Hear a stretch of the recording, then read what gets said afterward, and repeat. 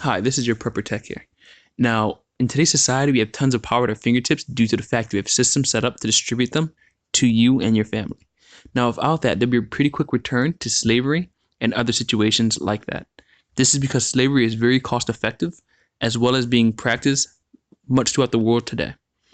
Most of the world that sees slavery in our current era sees it because they did not industrialize fast enough, and larger factions were able to take advantage of them early on.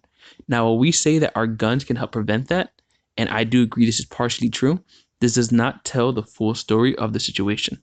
There are many other ways that you might be forced into chains that do not involve solely overwhelming aggressive force. Now, one of the ways is being unable to compete on a stage that's important for your area. So population density is typically something that you see increase as industrialization increases. So corporations or places and factions that are able to industrialize faster will have more population to work against you. Now, other countries that work slower typically ended up having sweatshops. And while I do agree that those sweatshops are not typical slavery as you would think of it, they're very often a preset or something that turns into more worse or malicious human trafficking.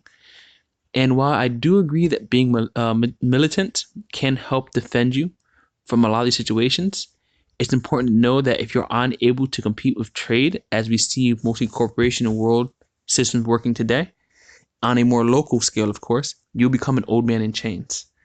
Now, let's try to avoid you being put in a situation where you are unable to escape or being coerced by a larger group. You have to make sure you make your own empire. Now, this channel we focus on making sure you guys have the tools you need to help your family when you create power, distribute power, and use that power efficiently, as well as create the things you need to do those actions. Now, subscribe and comment below on what you'd like to see on this channel and what you think would be necessary for electrical systems after Shtf.